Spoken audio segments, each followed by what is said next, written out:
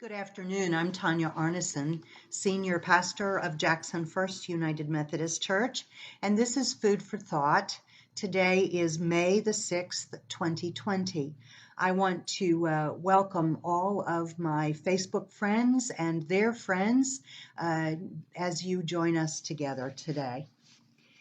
I got to start out by telling you I had a horrible night last night. After spending most of the afternoon in Zoom meetings, which all were focusing on re-entry after our stay home, stay safe mandate is lifted, my mind simply wouldn't get quiet. I went to bed at my usual 10:30 bedtime, but lay there wide awake, tossing and turning until midnight. I had finally dozed off when the smoke alarm in my bedroom began chirping. You know, that little cheep, cheep, signaling it was time to change the battery. Now, I wasn't about to haul a ladder from the garage and change a battery at midnight 30. And so after listening to that maddening chirp for a few minutes and never knowing quite when it was going to go off, but knowing that it was right above my head, I simply hauled myself out of bed, shut the bedroom door behind me to dampen the noise a little bit, and I went upstairs to our spare bedroom. Again, I closed the door behind me there too to counter the chirping of the smoke alarm below me. This is not a room I ever use, mind you, or even go into unless we're expecting overnight guests, family coming in from out of town. So I want you to keep that in mind. I was going to sleep in an unfamiliar setting. A couple years ago, I put up a pair of blackout drapes in that spare bedroom.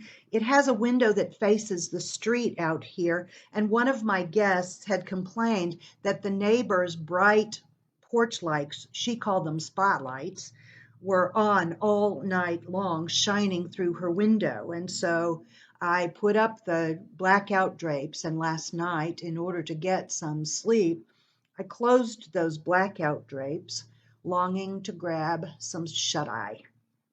Well, I did. In fact, I slept pretty hard for a couple hours until I needed the usual sip of water and trip to the bathroom around 3:30 a.m. That's when the real fun began. I threw off the covers and swung my feet around and put them on the floor, groggy, disoriented, and sitting in utter darkness. I groped to my left for the bedstand where I had put my water, but nothing was in reach. I kept batting the air next to me. I remembered there was a night light in the bathroom, and I thought, I'll just look for a glimpse of light. I stood in place and I turned around, kind of gazing at the whole setting of the room, but there was no light in sight. Uh-oh. Most likely the bulb was out. No surprise, this room has not been used for many months.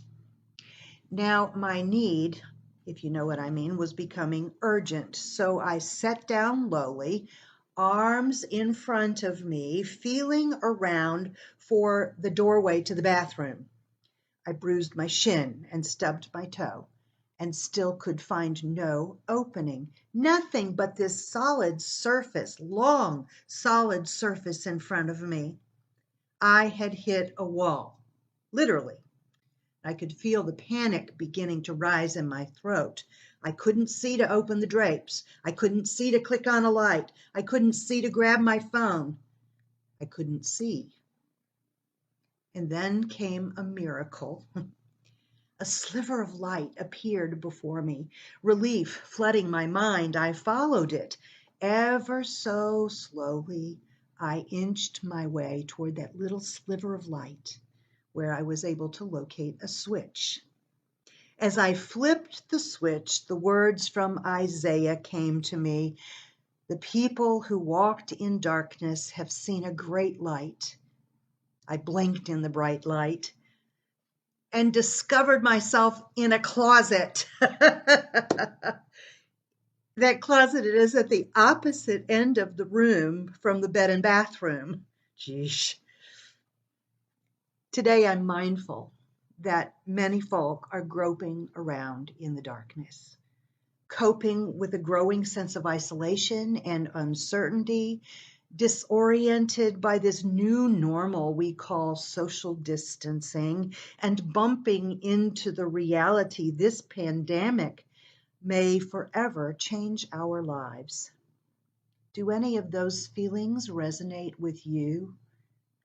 I think we're all looking for just a bit of light to relieve our sense of panic. Jesus said to his followers, "You are the light of the world." A city built on a hill cannot be hid.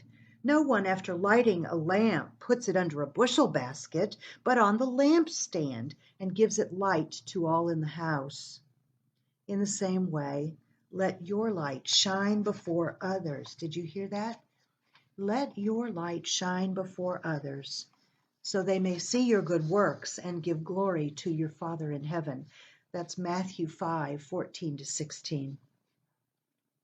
So I'm thinking today, the best way we can come out of this unprecedented time in human experience with our mind and soul and body intact is to seek the miracle of God's light in others. Look for it. But also to be the light of Christ for others. Look for ways that you can reach out to someone that's struggling right now. Some of you have reached out to me with wonderful words of encouragement for this food for thought. I've gotten some precious handwritten notes from you. I get memes with sometimes funny, sometimes inspirational. Those are all showing the light of Christ, and those are all you being the light of Christ. Some of you are doing drive-by birthday greetings and blessing the receiver. Some of you are making regular phone calls to our shut-ins or members or friends who are alone. Some of you are doing grocery shopping for neighbors or friends who cannot get out themselves. Look for ways to be the light of Christ for someone who's groping around in this dark time.